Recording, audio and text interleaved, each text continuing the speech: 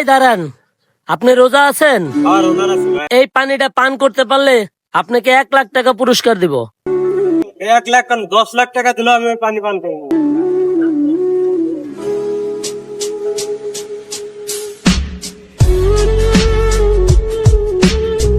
ভাই গেল তো। আসবে আসবে। আল্লাহ তুমি ওদেরকে মাফ করে দিও আল্লাহ। ভাই চলে গেল তো। আরে আসবে আসবে, 1 লাখ টাকার লোভ সামলাইতে পারবো?